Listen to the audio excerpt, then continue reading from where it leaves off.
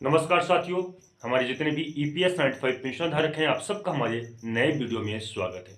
दोस्तों, आज हम लोग बात करने वाले हैं ईपीएस 95 पेंशन धारकों के लिए एक बड़ी अपडेट है, गुड न्यूज है।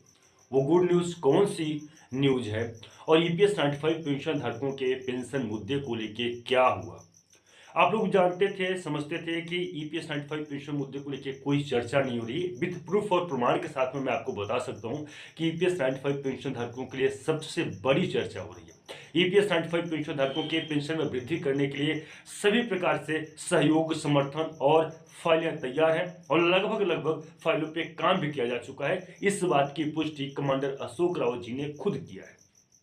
अब मैं आपको यह भी बता दूं कि ईपीएस 95 पेंशन धारकों के पेंशन में वृद्धि को लेके अभी हाल ही में 11 दिसंबर से दिल्ली के चाहे जंतर मंतर हो या रामलीला मैदान हो, वहां पे आंदोलन होना था, लेकिन वो आंदोलन को स्थगित कर दिया गया है। कुछ समय के लिए पोस्टपोन किया गया। आगे चल के उस आंदोलन को किया जाएगा अगर पेंशनर्स के पेंशन में वृद्धि नहीं होती है तो।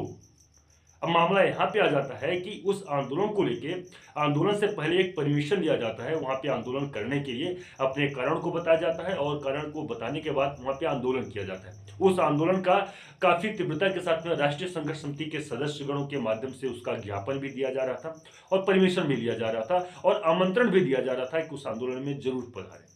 इन सारी चीजों को ध्यान में रखते हुए श्रम मंत्रालय से राष्ट्रीय संघर्ष समिति के सदस्यों को या राष्ट्रीय संघर्ष समिति के अध्यक्ष माननीय कमांडर अशोक रावत जी को बुलावा आता है, जिसमें वो बैठ के ईपीएस 95 पेंशन धारकों से पेंशन वृद्धि के मुद्दे और भी तमाम प्रकार की जो बातें होती हैं उस पर चर्चा करने के लिए उनको बुलावा आता है।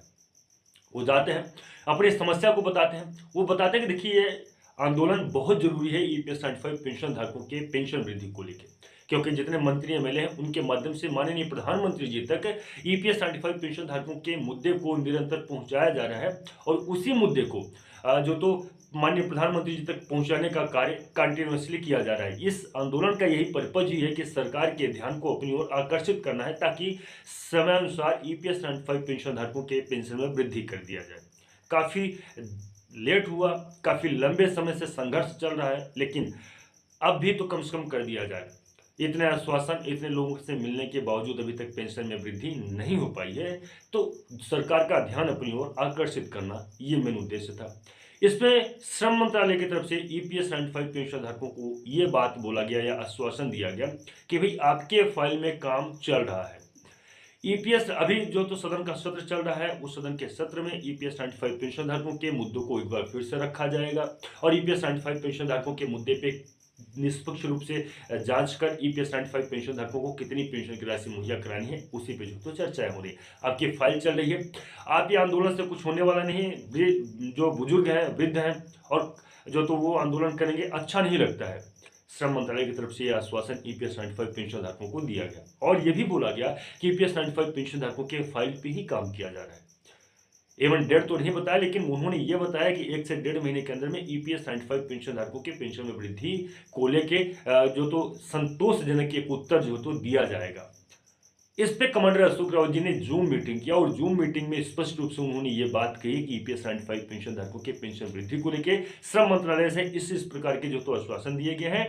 इसलिए ये जो आंदोलन होने वाला था उस आंदोलन को स्थगित किया जा रहा है ताकि ईपीएस 95 पेंशन धारकों के पेंशन में वृद्धि को किया जा सके और पेंशनर परेशान ज़्यादा न हो। और अगर पेंशन में वृद्धि होती है तो कम से कम 1 से 1.5 महीने तक जो तो समय श्रम मंत्रालय को दिया गया, सरकार को दिया गया है ईपीएस 95 पेंशन धारकों के पेंशन वृद्धि को लेकर। अगर इस बीच में सरकार के द्वारा ईपीएस 95 पेंशन धारकों के पेंशन में वृद्धि नहीं किया जाता है तो एक बार फिर से कमांडर अशोक रावत जी दिल्ली के सड़कों पर दिखाई दे सकते हैं, यानी कि उस समय जो तो आंदोलन किए जाएंगे। अभी आंदोलन को स्थगित कर दिया गया है। तो यह है लेटेस्ट अपडेट, लेटेस्ट जानकारी ईपीएस 95 पेंशन धारकों के पेंशन वृद्धि को लेकर। बाकी आप लोगों का और मन के अंदर में जो भी बात हो तो या तो फिर हमारे व्हाट्सएप पे आप हमसे पूछ सकते हैं। व्हाट्सएप नंबर मैंने